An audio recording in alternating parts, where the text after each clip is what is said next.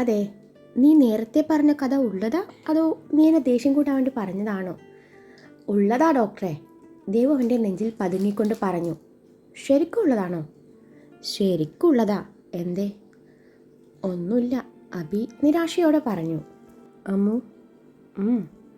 അബിയുടെ വിളി കേട്ട് അവളൊന്ന് മൂളി. നീ പറഞ്ഞത് ഈ റോഷൻ സാർ ഏതൊരു പെണ്ണിനെയും അടിച്ചു മാറ്റി നാടുവിട്ടെന്നല്ലേ? അതെ. സപ്പോസ് അതൊരു റൂമറായിരുന്നു.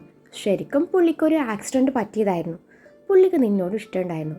നിന്നോട് ഇഷ്ടം തുറന്ന് പറയാനിരിക്കവെയാണ് പുള്ളിക്ക് ആക്സിഡൻറ്റ് സംഭവിക്കുന്നത്. ആ ഒളിച്ചോട്ടം സ്റ്റോറി ആരോ പറഞ്ഞ് പരത്തിയ ഒരു വെറും കഥ. അബി അത്രയും പറഞ്ഞു നിർത്തി. ശരിക്കും നിങ്ങളോട് ആരാ ഇത് പറഞ്ഞേ? എനിക്ക് അപ്പോഴേ തോന്നിയതാ എൻ്റെ റോഷൻ സാർ എന്നെ ചതിക്കില്ലെന്ന്. ക്ലാസ് എടുക്കുമ്പോഴുള്ള ആ കള്ളനോട്ടം ഞാനും കണ്ടതാ. സാറിനും എന്നെ ഇഷ്ടമായിരുന്നു അല്ലേ? എനിക്കിനി ചത്താലും വേണ്ടില്ല. ദേവു ഓരോന്ന് പറയുന്നുണ്ട്. ഹലോ ഇതെങ്ങോട്ടായി കയറിപ്പോണേ? ഞാൻ ആദ്യമേ പറഞ്ഞതാ സപ്പോസ് ചെയ്യാൻ. അബിക്ക് അവളുടെ പറച്ചിൽ കേട്ട് ചൊറിഞ്ഞു കയറി വന്നു. സോറി, ഒരു നിമിഷം ഞാൻ ആ സപ്പോസ് മറന്നുപോയി. ഇനിയിപ്പോൾ ശരിക്കും അങ്ങനെ വല്ലതും ആണെങ്കിലോ? മനുവേട്ടാ, നമുക്കൊന്ന് അന്വേഷിച്ചാലോ? ദേവ് പറഞ്ഞു. അതിന് നിനക്ക് അവൻ്റെ വീടോ നാടോ എന്തേലും അറിയോ? അബി ചോദിച്ചു. അത് അവർക്കറിയില്ലേ. ആർക്ക്? റോഷൻ സാറിൻ്റെ ഡാഡിക്കും മമ്മിക്കും. അതിന് ഡാഡിയും മമ്മിയും നിനക്കറിയോ? എന്നാ അവിടെ മിണ്ടാതെ നിന്നോണം. പഞ്ചാബി ഹൗസ് ഞാനും കണ്ടതാ, ഒന്നല്ല 1000 തവണ. ദേവുവിൻ്റെ പറച്ചിൽ കേട്ട് അബി അവളെ കടുപ്പിച്ച് നോക്കിക്കൊണ്ട് പറഞ്ഞു. ഡി, നീ ബാക്കി കൂടി കേക്ക്, എന്നിട്ട് വാ തുറന്നാ മതി, കേട്ടല്ലോ? അങ്ങനെ വർഷങ്ങൾക്ക് ശേഷം നിന്നെയും തേടി ഈ റോഷൻ വരുന്നു. നീ അന്ന് എല്ലാ അർത്ഥത്തിലും എനിക്ക് സ്വന്തമാണ്. Not the point, okay? Roshan വന്ന് നിന്നോട് ആക്സിഡൻറ്റ് കഥകളൊക്കെയും പറയുന്നു. നിന്നെ ജീവിതത്തിലേക്ക് ക്ഷണിക്കുന്നു. നിന്റെ മുന്നിൽ 2 ഓപ്ഷൻ ഉണ്ട്. നീ എന്ത് ചെയ്യും? എൻ്റെ കൂടെ ജീവിക്കുമോ അതോ ആ റേഷൻ കടയുടെ കൂടെ പോവോ? അബി ചോദിച്ചു. അതെന്താ മനുവേട്ട നിങ്ങൾക്ക് ഇത്ര സംശയം? അല്ല, എനിക്ക് സംശയമൊന്നുമില്ല. ഓഫ്കോഴ്സ് നീ എൻ്റെ കൂടെ ജീവിക്കും. എനിക്കറിയാം നിന്റെ മനസ്സിലിപ്പോൾ ഞാനേ ഉള്ളൂ. അബി വിടർന്ന മുഖത്തോടെ പറഞ്ഞു. ആര് പറഞ്ഞു? എനിക്ക് നിങ്ങളെ ഇഷ്ടമൊക്കെയാണ്. പക്ഷേ എനിക്ക് അന്നും ഇന്നും എന്നും ഏറെ പ്രിയം എൻ്റെ റോഷൻ സാറിനോടാ. അങ്ങേരത്തുള്ള ജീവിതം അതിൻ്റെ സ്വപ്നമായിരുന്നല്ലോ. അതുകൊണ്ട് ഞാൻ അങ്ങേരുടെ കൂടെ പോവും. എടി ദുഷ്ടേ, നീ ഇന്ന് എല്ലാ അർത്ഥത്തിലും എനിക്ക് സ്വന്തമായവളാ. എന്നിട്ടും അവൾ പറയുന്നത് കേട്ടില്ലേ, അവൻ്റെ കൂടെ പോകുന്നു. അതിപ്പോൾ എൻ്റെ കഴുത്തിലെ താലിയോട് ഞാൻ നീതി കാട്ടി. അതുകൊണ്ട് എന്നെ മുഴുവനായി ഞാൻ നിങ്ങൾക്ക് സമർപ്പിച്ചു. അതൊരു തെറ്റാണോ?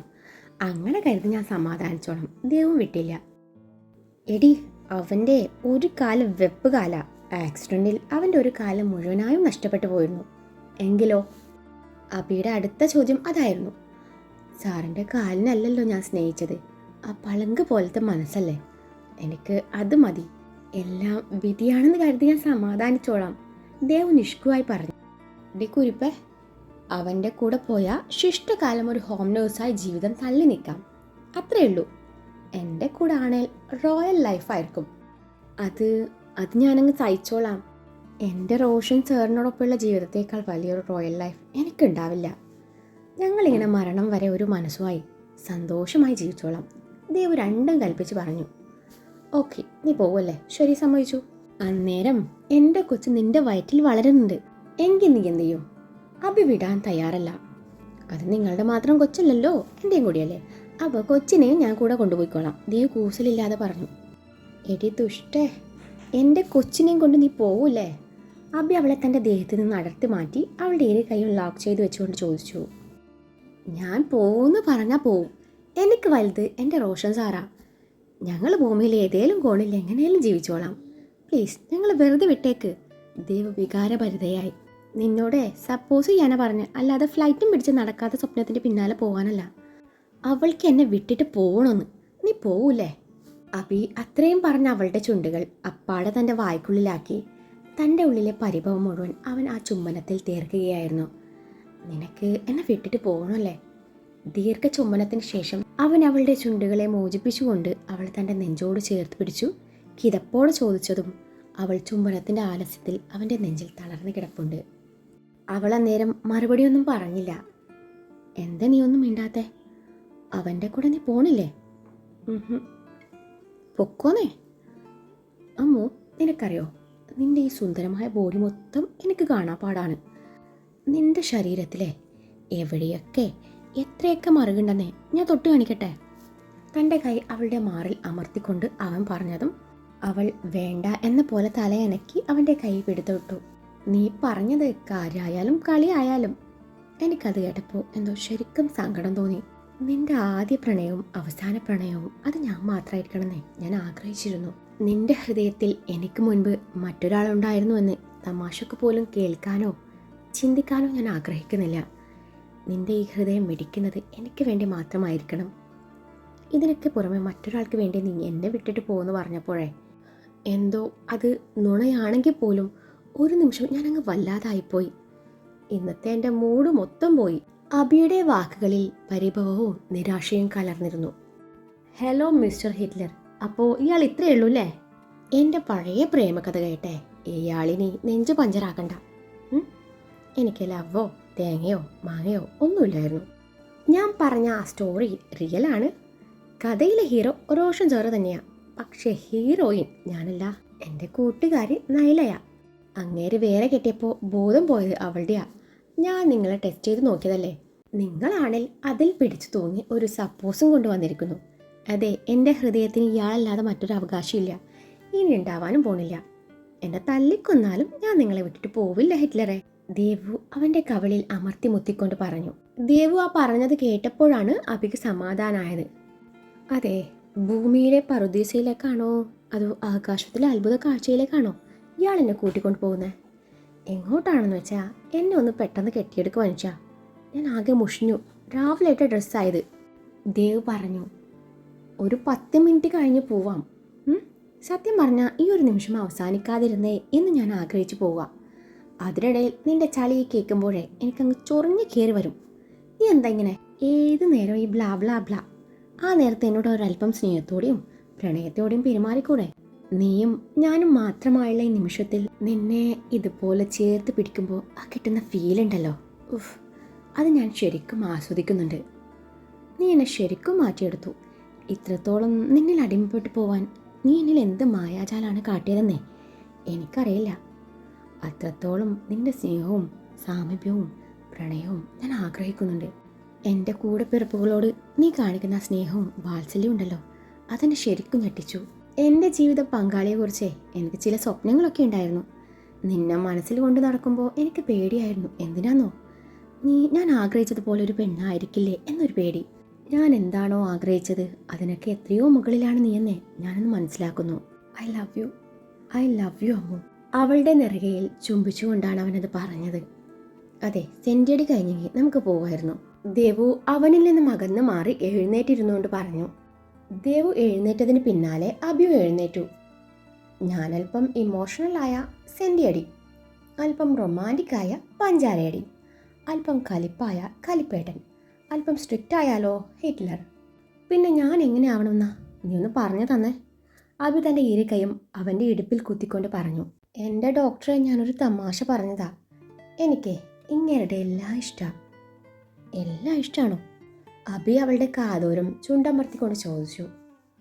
പറ, ഇഷ്ടമാണോന്ന് അവൻ ചോദ്യം ആവർത്തിച്ചു. അതെ, പറയുന്നത് കൊണ്ടൊന്നും തോന്നരുത്. ദേ ഇതാണ് ക്രിഞ്ചടി, ദേവ് ഉറക്കെ ചിരിച്ചുകൊണ്ട് പറഞ്ഞു. സമ്മതിച്ചു, പ്രണയമാകുമ്പോൾ ഇത്തിരി ക്രിഞ്ചൊക്കെ ഉണ്ടായെന്ന് വരും. അബി തൻ്റെ ഭാഗം ന്യായീകരിച്ചു. അതൊക്കെ ശരിയാണ്, പക്ഷേ എൻ്റെ ഹിറ്റ്ലർ ഇതുപോലെ ക്രിഞ്ചുമ്പോൾ എന്തോ ഒരിത് ഓവർ ക്രിഞ്ച് ഇയാൾക്കൊട്ടും ചേരുന്നില്ല. ഞാൻ നിങ്ങളുടെ കോളേജിലെ ഫസ്റ്റ് ഡേ വന്നപ്പോൾ നിങ്ങൾ ക്യാബിനിൽ വെച്ച് എന്നോട് കുറച്ച് മാസ് ഡയലോഗ്സ് പറഞ്ഞായിരുന്നല്ലോ. ആ ഹിറ്റ്ലറെ എനിക്ക് പെരുത്തിഷ്ടാ. തന്നെക്കാളേറെ പെങ്ങന്മാരെ സ്നേഹിക്കുന്ന, പെങ്ങന്മാർക്ക് വേണ്ടി ജീവിച്ച് ഇന്നും അവർക്ക് വേണ്ടി ജീവിക്കുന്ന സ്നേഹനിധിയായ ഏട്ടനായിട്ടും അവരുടെ മുന്നിൽ ഉള്ളിലെ സ്നേഹവും കരുതലും മുഴുവനും ഒളിപ്പിച്ചു വെച്ച് നടക്കുന്ന കർക്കശക്കാരനായ ആ സഹോദരനോടെ എനിക്ക് ബഹുമാനമാണ്. പിന്നെ ഉള്ളിൽ കുന്നോളം സ്നേഹം ഒളിപ്പിച്ചു വെച്ച് ഗൗരവത്തിൻ്റെ മുഖംമൂടി അണിഞ്ഞ് തെറ്റ് കണ്ട എന്നെ വഴക്ക് പറഞ്ഞ് എന്നെ ഉപദേശിക്കുന്ന ഹിറ്റ്ലർ സൂപ്പറാ. നമ്മുടെ പ്രണയം നമ്മുടെ സ്വകാര്യതയാണെന്ന് പറഞ്ഞ് പ്രണയം കിടപ്പുമുറിയിൽ ഒതുക്കുന്ന എൻ്റെ കെട്ടിയോനെ എനിക്ക് ഒരുപാട് ഇഷ്ടമാണ്. ഓരോ രാത്രികളിലും എന്നെ പ്രണയം കൊണ്ട് മൂടുന്ന എൻ്റെ മാത്രം മനുവേട്ടനോടെ തിരിച്ചും എനിക്ക് അടങ്ങാത്ത പ്രണയമാണ്. എൻ്റെ കരിയർ നശിക്കരുത് എന്ന് കരുതി സ്വന്തം സ്വപ്നങ്ങൾ പിന്നത്തേക്ക് മാറ്റിവെച്ച ആളോടെ എനിക്ക് പ്രണയത്തിനപ്പുറം ആരാധനയാണ്. അതിലുപരി ഇന്ന് ഞാൻ കണ്ട ഡോക്ടർ അഭിമന്യുവിനോട് എനിക്ക് ബഹുമാനമാണ്, ആരാധനയാണ്. ആ നിങ്ങൾക്ക് എൻ്റെ മനസ്സിൽ കൊടുക്കുന്ന സ്ഥാനം അതെത്രയോ വലുതാണ്. ഒരു ഭാര്യ എന്ന നിലയിൽ നിങ്ങളെ ഓർത്ത് ഞാൻ ഇന്ന് അഭിമാനിക്കുന്നു. മൊത്തത്തിൽ പറഞ്ഞ എൻ്റെ കെട്ടിയും പൊളിയാ. പലരും പറയുന്ന പോലെ ഒറ്റയ്ക്ക് വഴിവെട്ടി വന്നവൻ. എൻ്റെ ഹിറ്റ്ലർ ഇങ്ങനെ ആയാൽ മതി, ഇങ്ങനെ ആവുന്നതാണ് എനിക്കിഷ്ടം. അവൾ പറയുന്നത് കേട്ട് അബി ഒന്ന് പുഞ്ചിരിച്ചു. അന്നേരം അബി തൻ്റെ വാച്ചിലേക്ക് നോക്കി 12 മണി ആയെന്ന് ഉറപ്പുവരുത്തി. Ammu, close your eyes. Abhi അവൻ്റെ ഇടത് കൈ അവളുടെ കണ്ണിന് കുറുകെ വെച്ച് അവളുടെ കാതോരം പതുക്കെ പറഞ്ഞു. എന്തിനാ? അടക്കമ്മു. അടച്ചു. ഞാൻ കൈയെടുക്കുക, നീ കണ്ണ് തുറക്കരുത്. ഇല്ലെന്ന് അവൾ ഉറപ്പ് പറഞ്ഞതും അവൻ അവളുടെ കണ്ണിന് മേലെ നിന്ന് തൻ്റെ കൈ പിൻവലിച്ചു. അപ്പോഴും അവൾ കണ്ണടച്ചു നിൽപ്പുണ്ട്.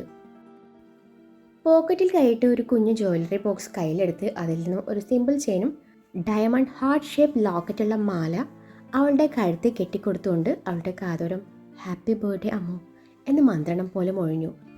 അവൻ അവളുടെ കഴുത്തിൽ നിന്നും തൻ്റെ കൈ പിൻവലിച്ചു. അവളോട് കണ്ണ് തുറക്കാൻ പറഞ്ഞുവെങ്കിലും അവൾ തുറന്നില്ല എന്ന് മാത്രമല്ല, അവളുടെ കണ്ണ് നിറഞ്ഞ് കവളിലൂടെ പെയ്തിറങ്ങി. അത് കണ്ട് അബിയുടെ മുഖം മങ്ങി. അമ്മു, നീ കരയുവാ? എന്തിനാ ഇങ്ങനെ കരയുന്നേ? ആ കണ്ണ് തുറന്ന് ഇങ്ങോട്ട് നോക്കിക്കേ. അബി അവളുടെ കവളിലെ കണ്ണുനീർ തുടച്ചുകൊണ്ട് പറഞ്ഞു. എന്നിട്ടും അവൾ കണ്ണ് തുറന്നില്ല.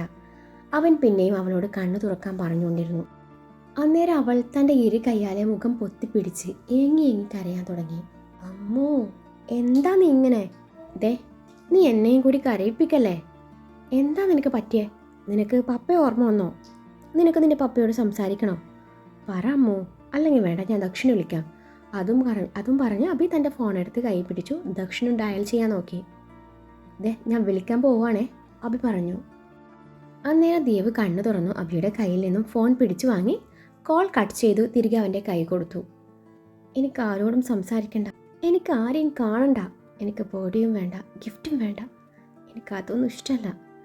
നാളെ എൻ്റെ ബർത്ത്ഡേ മാത്രമല്ല, എൻ്റെ മമ്മി എന്നേക്കുമായി ഈ ലോകത്തോട് വിട പറഞ്ഞ ദിവസം കൂടിയാ.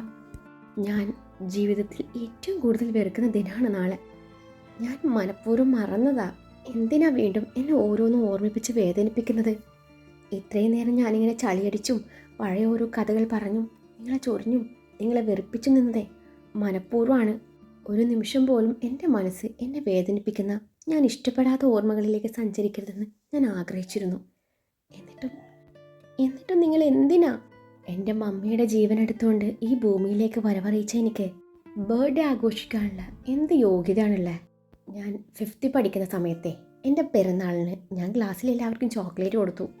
ഈ ചോക്ലേറ്റ് എൻ്റെ ബർത്ത്ഡേയുടെ ആണോ അതോ എൻ്റെ മമ്മിയുടെ ഡെത്ത് ഡേയുടെ ആണോ എന്ന് എല്ലാവരും കേൾക്കെ എൻ്റെ ക്ലാസ്സിലെ കുട്ടി എന്നോട് ചോദിച്ചത് ഞാൻ ഇന്നും ഓർക്കുന്നു.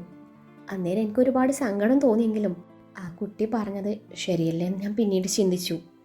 അതിനുശേഷം എൻ്റെ ജീവിതത്തിൽ ഞാൻ ബർത്ത്ഡേ ആഘോഷിച്ചിട്ടില്ല.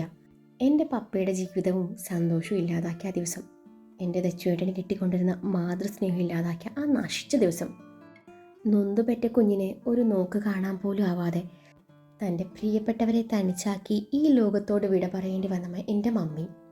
വെറും 28 വയസ്സായിരുന്നു എൻ്റെ മമ്മിക്കന്ന്. ആ ദിവസം ഞാൻ എങ്ങനെ സന്തോഷിക്കും? എനിക്ക് വേണ്ടിയാ മമ്മി പോയെ. ഒന്നുകിൽ അമ്മ അല്ലെങ്കിൽ കുഞ്ഞ്. ഡോക്ടേഴ്സ് മുന്നറിയിപ്പ് നൽകിയിരുന്നു.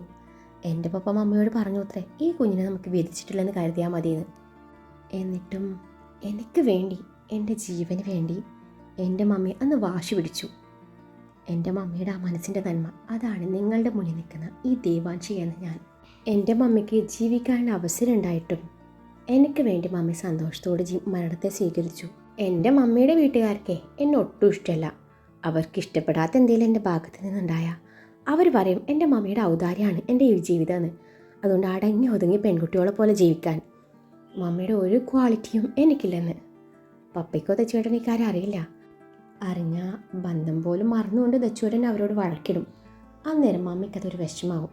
ഞാൻ 7th പഠിക്കുമ്പോൾ സ്പോർട്സ് ഡേയുടെ അന്നേ ഒരു മത്സരത്തിനിടയിൽ ഞാനും മറ്റൊരു ഗ്രൂപ്പിലെ പെൺകൊച്ചും തമ്മിൽ ചെറിയ വാക്ക് തർക്കം ഉണ്ടായി. അന്ന് ന്യായം എൻ്റെ ഭാഗത്തായതുകൊണ്ട് സാറന്മാർ എന്നെ അനുകൂലിച്ച് സംസാരിച്ചു. അതിൻ്റെ പേര് ആ പെണ്ണെന്നെ വൈകുന്നേരം മനഃപൂർവ്വം എന്തൊക്കെയോ പറഞ്ഞ് അപമാനിച്ചു. അന്നേരത്തെ ദേഷ്യത്തിലെ ഞാൻ അവളെ പിടിച്ച് തള്ളി. അവളുടെ തല കല്ലിൽ ചെന്നിടിച്ചു. സംഭവം പ്രിൻസിയുടെ മുന്നിലെത്തി. അന്ന് അവളുടെ ക്ലാസ് ടീച്ചർ രമാദേവി ടീച്ചറെ എല്ലാവരുടെ മുന്നിൽ വെച്ച് പറഞ്ഞത് ഇന്നും എൻ്റെ കാതിൽ മുഴങ്ങുന്നുണ്ട്. പെറ്റ തള്ളയെ ചുട്ടുവന്നവൾ. അഹങ്കാരി പെണ്ണ്, ഇവൾ ഒരിക്കലും നന്നാവില്ല. അന്ന് ആ ടീച്ചറോട് എനിക്ക് ദേഷ്യം തോന്നിയില്ല. കാരണം അവർ പറഞ്ഞത് സത്യമാണ്. എൻ്റെ ഈ കച്ചറ സ്വഭാവം കണ്ടിട്ടേ എൻ്റെ അമ്മമ്മ ഒരിക്കൽ പറയുന്നത് കേട്ടിട്ടുണ്ട്. ഇതുപോലെ ഒരെണ്ണത്തിന് ജന്മം കൊടുക്കാൻ വേണ്ടിയാണല്ലോ എൻ്റെ മോളെ എന്നെ തനിച്ചാക്കി ഈ ഭൂമിയിൽ നിന്ന് പോയതെന്ന്. ഓർമ്മ വെച്ച നാൾ മുതൽ ഇങ്ങനെ പലതും പറഞ്ഞ് എന്നെ വേദനിപ്പിച്ചിട്ടുണ്ട്. എത്രയ്ക്ക് ബോൾഡാണെന്ന് പറഞ്ഞാലും ഇതുപോലെ മൂർച്ചയുള്ള വാക്കുകൾ കൊണ്ട് വേദനിപ്പിക്കുമ്പോൾ എങ്ങനെയാ കരയാതിരിക്കുക? ഞാനും കരഞ്ഞിട്ടുണ്ട്. ആരും കാണാതെ, ആരും കേൾക്കാതെ. ജന്മം തന്ന അമ്മയുടെ മുഖമൊന്ന് കാണാനോ, അമ്മയുടെ അമൃതം നുണയാനോ, താരാട്ട് കേൾക്കാനോ, അമ്മയുടെ മാറോട് ചേർന്ന് ഉറങ്ങാനോ ഭാഗ്യമില്ലാത്ത പെണ്ണാണ് ഞാൻ. ഞാൻ എന്നും പപ്പയോട് പറയും, എൻ്റെ പപ്പയും മമ്മിയും എല്ലാം പപ്പയാണ്, എനിക്ക് മമ്മിയെ മിസ് ചെയ്യാറേ ഇല്ല. പക്ഷേ എൻ്റെ മമ്മി അപ്പോഴൊക്കെയും എനിക്കൊരു വിങ്ങലായി ഈ നെഞ്ചിലെ ഇങ്ങനെ നിറഞ്ഞു നിൽക്കും. അപ്പോൾ എനിക്ക് എന്നോട് തന്നെ വെറുപ്പ് തോന്നും. എൻ്റെ പപ്പയുടെ സ്വപ്നങ്ങൾ ഒരു നിമിഷങ്ങൾ കൊണ്ട് ഇല്ലാതാക്കിയ ഒരു പാഴ്ജന്മല്ല ഞാൻ. എല്ലാവരും പറയും പോലെ ഞാൻ വെറും കൂതറയാണ്, ഒരു തല്ലിപ്പൊളി, അഹങ്കാരി. എൻ്റെ വാശി കൊണ്ടല്ലേ നിങ്ങൾക്ക് എന്നെ കെട്ടേണ്ടി വന്നതുപോലും. എനിക്കറിയില്ല ഞാൻ എന്തെങ്കിലുമൊക്കെ ആയിപ്പോയെന്ന്. എനിക്ക് എന്ത് ബർത്ത്ഡേ, എന്ത് ആഘോഷം. മമ്മിയുടെ സ്നേഹത്തിന് പകരം വെക്കാൻ മറ്റൊന്നും ആവില്ലെങ്കിലും പപ്പയ്ക്ക് മമ്മി സമ്മാനിച്ച നിധിയാണത്ര ഞാൻ.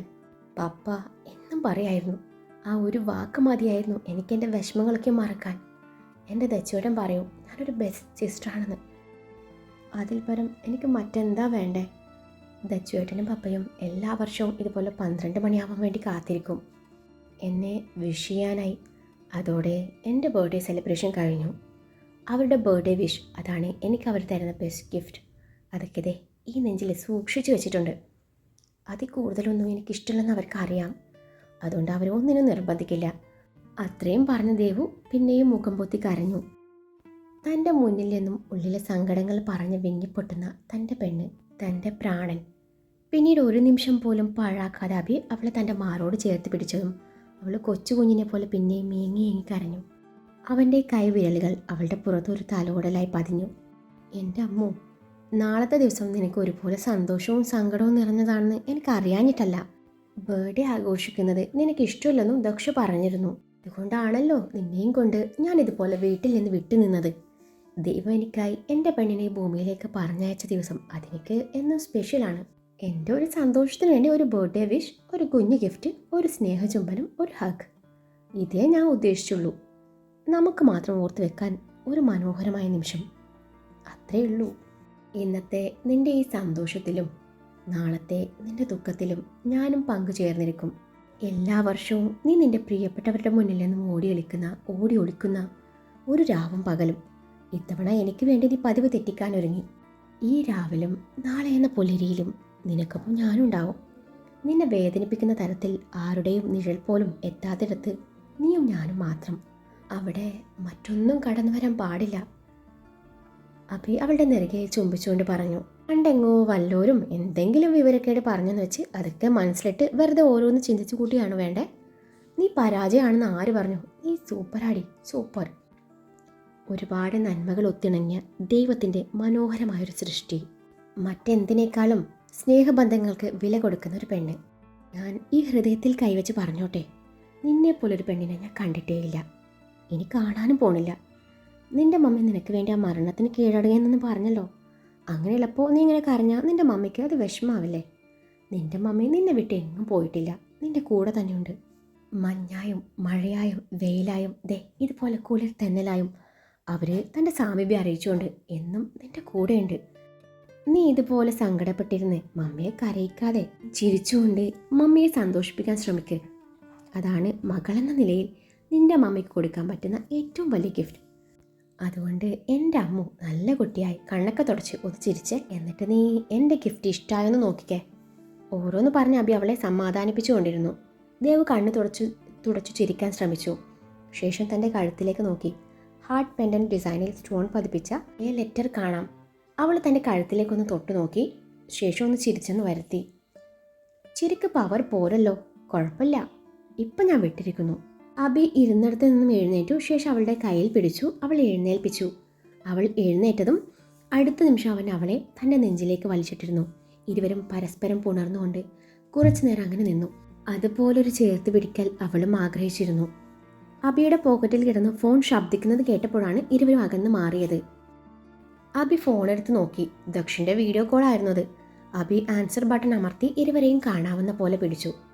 Happy birthday my doll, love you dear. ദക്ഷിൻ്റെ ശബ്ദം കേട്ട് ദേവുവിൻ്റെ കണ്ണ് നിറയാൻ തുടങ്ങി.